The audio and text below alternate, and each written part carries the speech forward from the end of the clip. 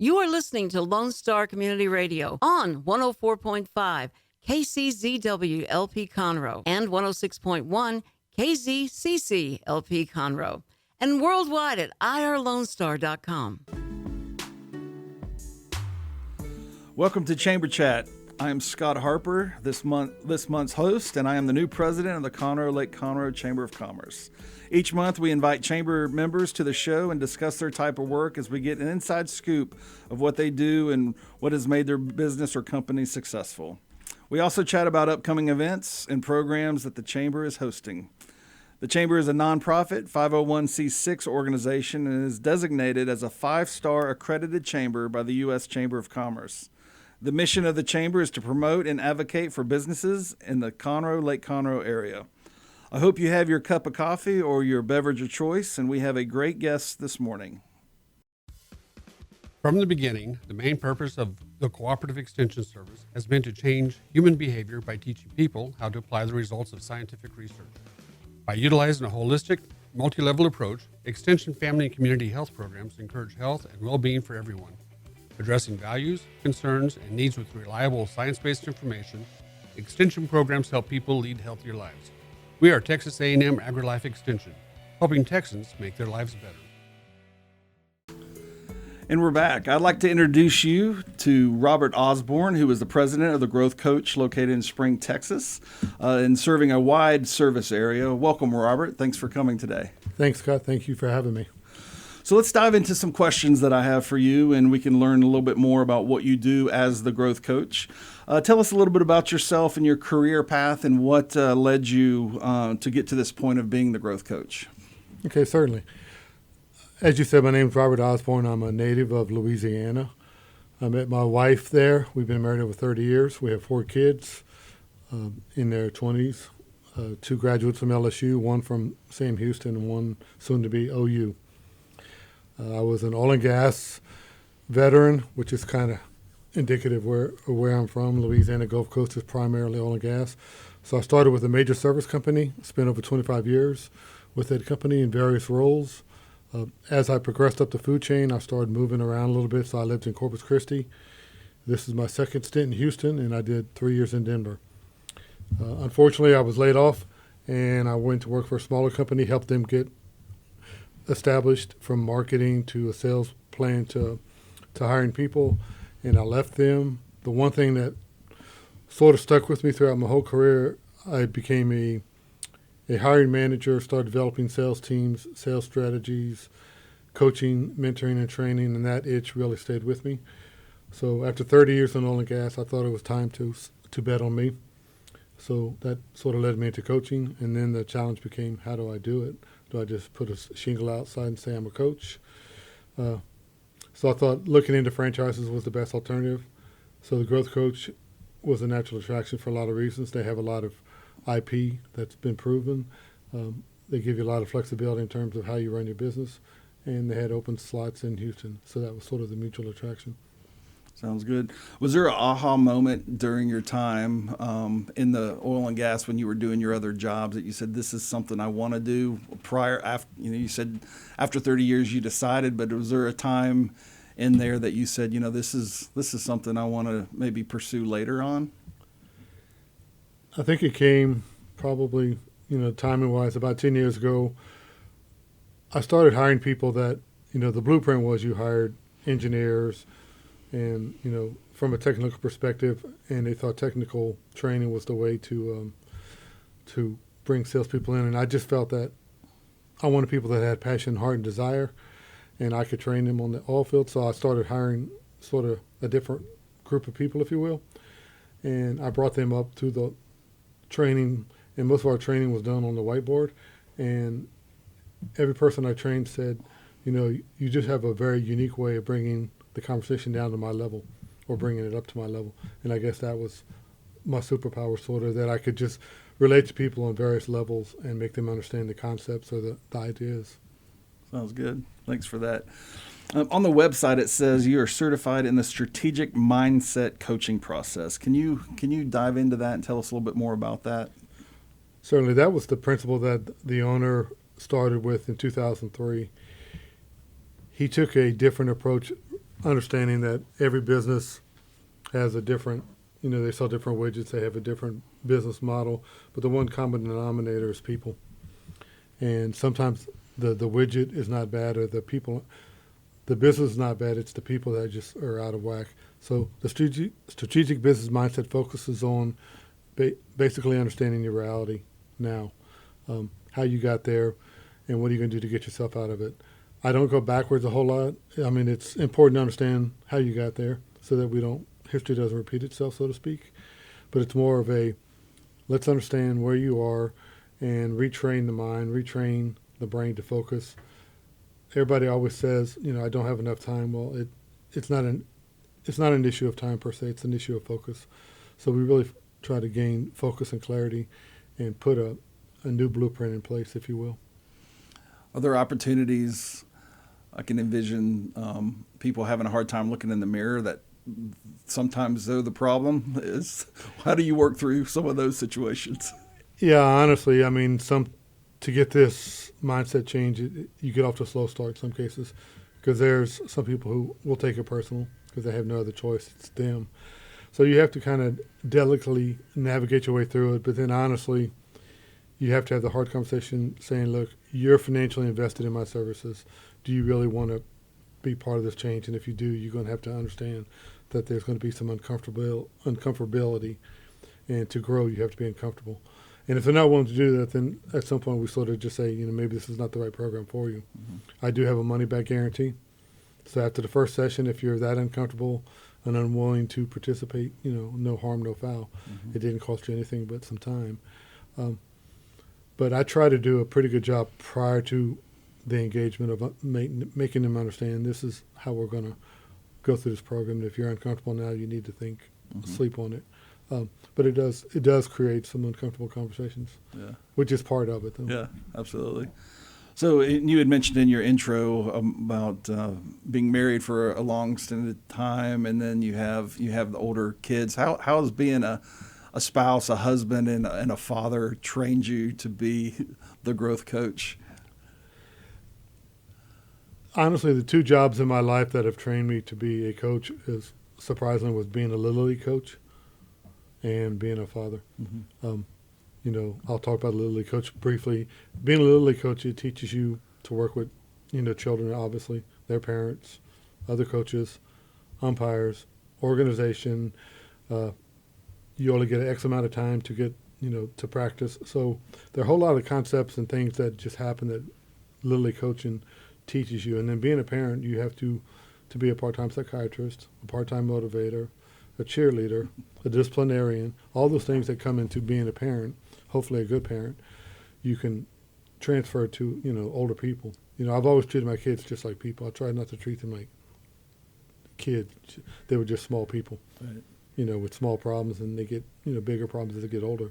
But the things that make, motivate them, with 4 kids, I had 4 different motivating triggers. Each one were motivated by different things. And it's no different than in coaching. Yeah. You may respond to, disciplinarian, military-type style, and other people may respond to the arm around you, everything's going to be okay style. And each of your kids are like that. So, and it's an ongoing education for sure. Yeah. Your role as a father as they get older has changed, and rightfully so. Yeah. Yeah, it's amazing as I'm going through 25 years of marriage and have 2 kids now going into college, that the life lessons that I learned, I didn't know I was learning them at the time, and I'm trying to tell my kids the same thing. Is like, this is molding you, the things that you're going through now. So it's great. 4 things that your clients will gain, I saw when I was reading through some of the information, and I'll just take them. There's 4 of them. I'll take them one at a time, and we can talk about each one of them, and you can expand on that. The first one, renewed energy and motivation. What are some of the tactics that you are able to use to get your clients to get that renewed energy and motivation? The number one issue I focus on is, at some point in time in your life, you had a reason why you started to do what you do. You had a why. And over the course of time, life happens, business happens, and you've lost that why. So I started at the grassroots and tried to make them understand, why are you doing it? Tell me why you did this. And hopefully that just sparks that initial energy, that initial adrenaline that say, well, I wanted to be the best this, the best that, and I said, well, let's capture that right now and start from scratch. So it's all focused on why did you do what you originally did, and how do we recapture that? And in most cases, they get excited. Well, I did this, and this is why I'm doing it, and it sort of puts them on a different plane, and all the problems go away for a short time. So that's sort of the initial part of it. Okay. The second one, newfound clarity of purpose and direction. And again, it goes back to the why. Okay, why are you doing this? What was successful for you? You obviously, you've done some great things. Let's focus on why those successes, and how do we capitalize and make them better, or how do we just get back in those habits? Over time, people create a lot of good habits and bad habits. So we try to focus on the bad habits, either make them disappear or make them better. So it's all a matter of, you did a lot of great things. Let's recapture that magic, so to speak, and focus on the good habits. Okay. The third one, customized action plan for your goals, and what makes that different in your line of work and what you do with your clients versus just a to-do list. I have a pocket 90-day planner. It's about the size of a day planner that they're required to fill out. It's their goals, their actions, not mine. It's what are you going to do in the next 90 days to drive your business, to get back to your why, to gain clarity. Obviously, we talk about it and we mutually agree that it's the right course of action, but it's their plans. It's not I don't hand them to them and say, here it is. It's not a blueprint. I'm not a consultant. Consultants tell you how to do it and then back off. I encourage you and let you find the road to discovery, and I just support it and hold you accountable. So what's different is you have a planner that you physically fill out, and in 90 days, we're going to hold you accountable. You told me that these were important to you, and you haven't done them. How important were they to you? Mm-hmm. So it's always that accountability is really the differentiator. What are some of the unique accountability tactics if you had to remind people about their investment in this process, or to remind them to fill out these or stay on top of their action plans? Mostly it's that every other week phone call from me saying, where are you on your thing? And you hear a bunch of uhs and ahs, and it's like, how serious are you? And, I'm coming to get I'm sending an invoice for my monthly services. And when I do that, generally they go, ooh, this is real. I don't like to do it like that. Right. But, the financial connection does make it kind of snapping back into saying, look, this is real. But it's the every other week phone call that makes them think he's not going away, and this is serious. Right. And so that leads in probably to the fourth one, the ongoing accountability to keep them on track. So that it's every other week phone call or the every other week visit, and it's how have you done? These were important to you. If it's not working, let's readjust it. Mm-hmm. But it's the continual accountability. I mean, it's no different than football. If your coach is in your face consistently, you're going to modify your behavior more often than not.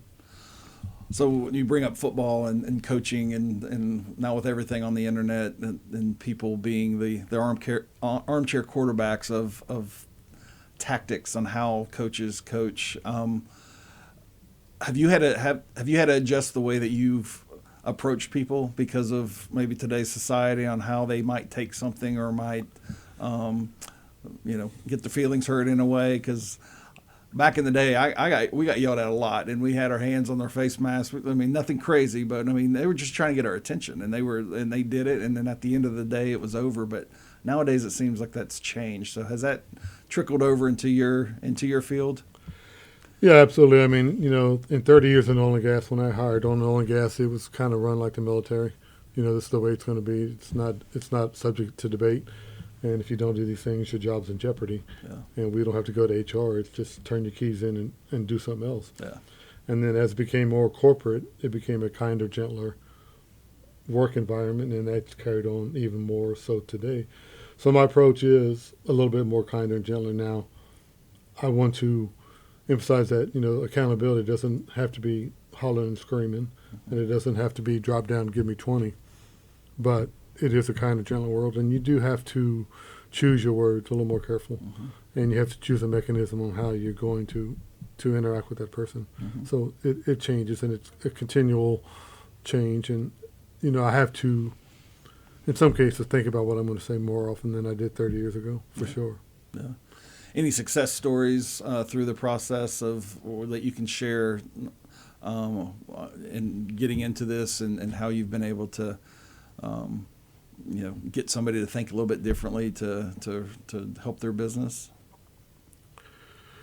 Yeah, absolutely. I mean, I can also say that every client I've had, we've had some measurable successes, and we've had some successes where they say, I just feel better about myself and my life. And to me, that's what it's all about. Yeah.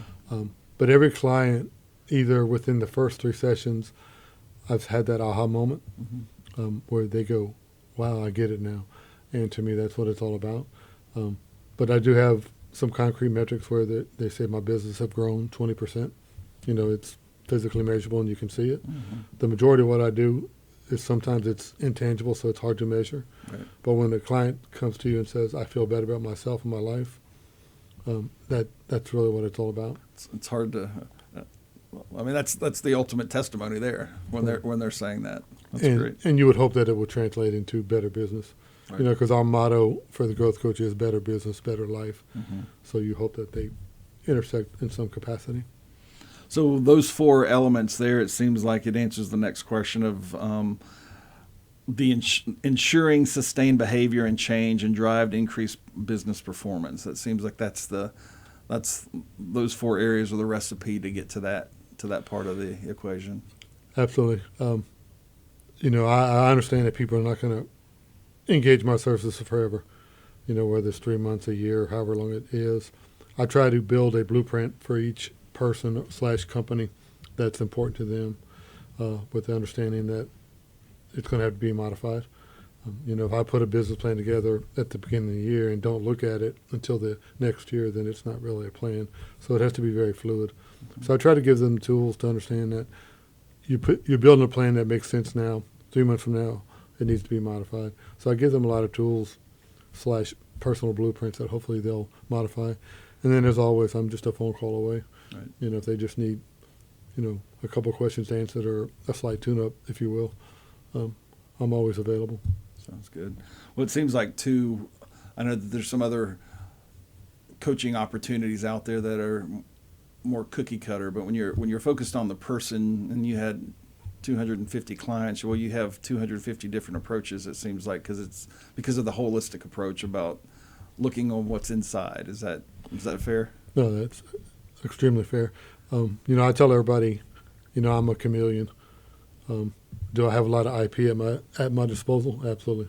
If it fits and it's needed, we'll talk about it. But I take a journey with everybody, and that journey's different, and that's the most rewarding part about it. Yeah. Some of them are short journeys, and some of them are long journeys, but they're all different. And to me, that's what makes me different than a lot of people out there. Yeah, great. Well, what other aspects of your business that you would like to share that we might not have touched on with those series of questions that you would want everyone to hear about who you are and how you do your work as the growth coach? The main message I want to just get out there is a lot of small businesses do not have an inner circle, so to speak. They don't have someone they can lean on. They have a spouse who, is probably, the conversations are probably the same every night, every day.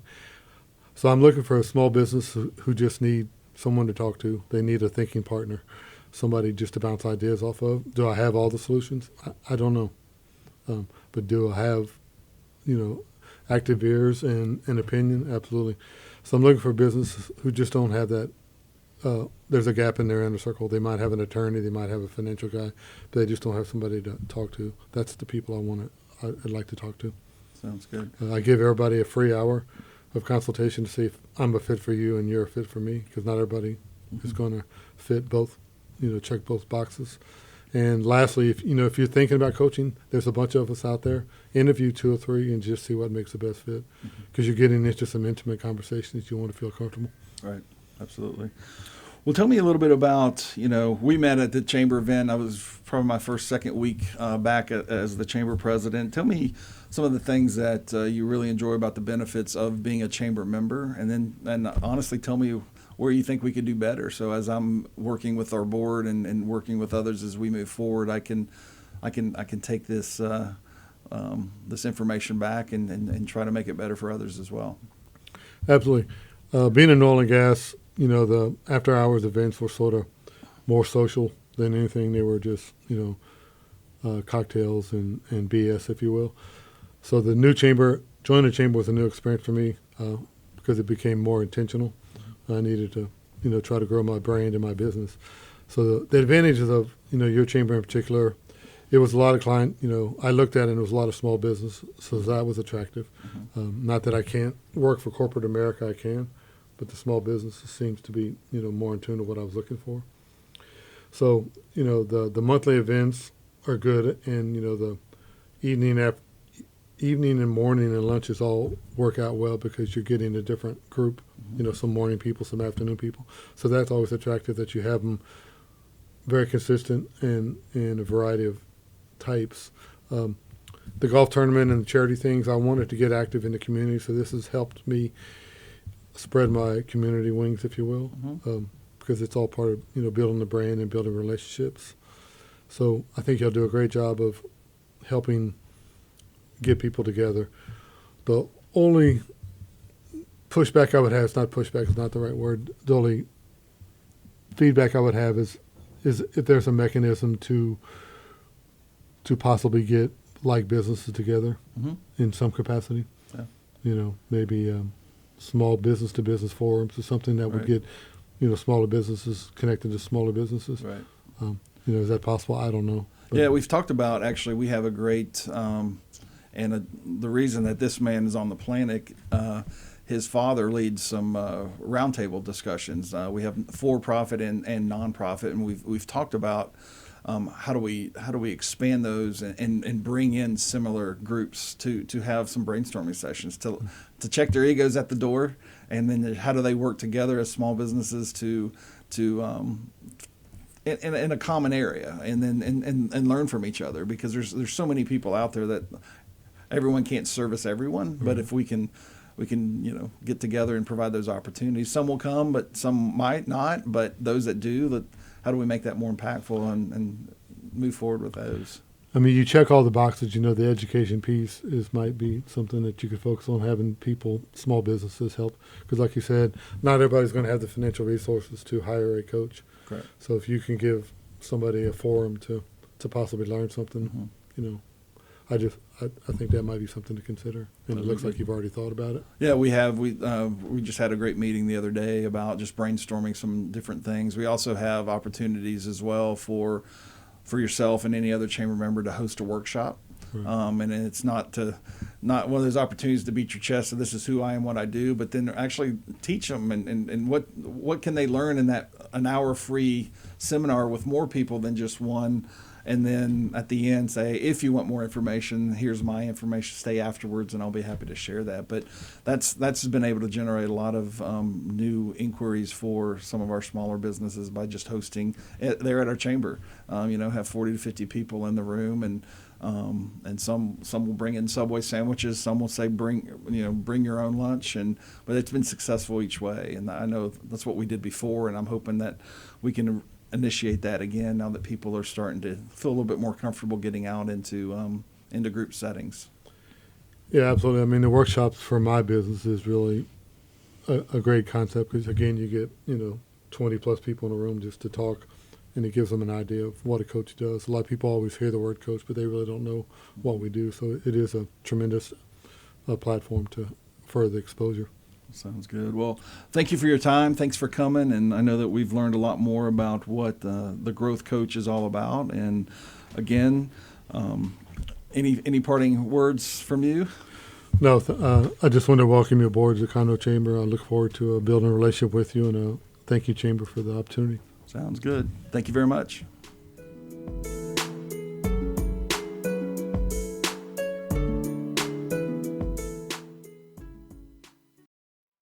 Does your company have needs that can be met by an employee who is dependable, hardworking, enthusiastic, motivated, cooperative, respectful, and punctual? Conroe Independent School District Special Education Department can meet your needs by connecting you with potential employees that have been preparing for a lifetime of employment. We have numerous individuals seeking paid and unpaid work experiences.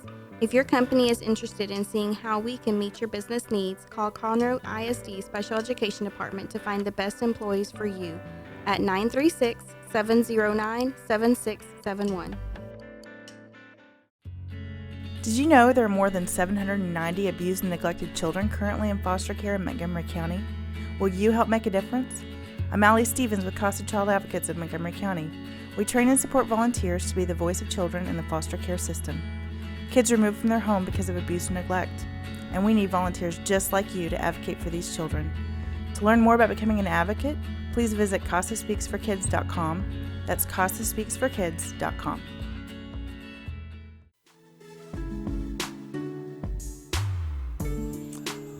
Hi again, this is Scott Harper, the president of the Conroe Lake Conroe Chamber of Commerce. And at this time, I'm going to give some updates on kind of where we are. I'm in week 4 of my second tenure as the president of the Conroe Lake Conroe Chamber of Commerce. And in the process of hiring staff, if you have some great candidates that have a background in kind of business office back-end elements to marketing communications and then also special events. The host of this show in the past has been Courtney Galley. She had a great opportunity and is now with Lone Star Family Health Center as their marketing communications director. So at the Chamber, we also have 2 new tenants, CVB, Conroe CVB, and then also their economic development group. Have moved out, and they are relocating over here to the tower as well, where we are today. And the Fowler Law Firm moved in this week, and so we are getting the chamber back into shape. Our offices moved from one side of the building to the other side of the building, so we had some logistics there. But we welcome the Fowler Law Group and the other attorneys that are with them in the chamber. So come by sometime soon. I'd like to meet you or see you again, and come check out our new layout at the chamber. Now I'd like to give you some updates that Beth wanted me to pass on for what's going on in the chamber for the month of June. We have our morning mingle next week, June 10th at McKenzie's Barbecue. You can register at conroe.org. We had a standing room only event last month, and we're looking forward to that again. And then we will rotate to Conroe's Incredible Pizza after that, and then also rotate with Black Walnut as well. Our Fun After 5 is Thursday, June 17th at Quality of Life Chiropractic, their Montgomery location. That is an opportunity for Quality of Life Chiropractic to kind of showcase their facility and provide some drinks and appetizers for our chamber members in the community to come out and check them out. And that is a great event. Starts a little bit after 5, and it'll go to about 6:30 on June 17th. Look for information soon about our professional business development group on June 30th. We are going to reorganize and look at that committee a little bit, and we will continue to add some highlights and some modifications to what we're doing there to promote that. Athena, which is one of our marquee events, those nominations are now due. The deadline is June 11th. And save the date for Athena Leadership Award. That's presented by Woodforest National Bank, and that event will be on July 29th from 11:30 to 1:30. Again, nominations are due June 11th, and the award is presented to a woman who is honored for their professional excellence, community service, and for actively assisting women in their attainment of professional excellence and leadership skills. This event includes a luncheon, speaker, and the award. And as always, please follow us on social media and check out our website at conroe.org for more information.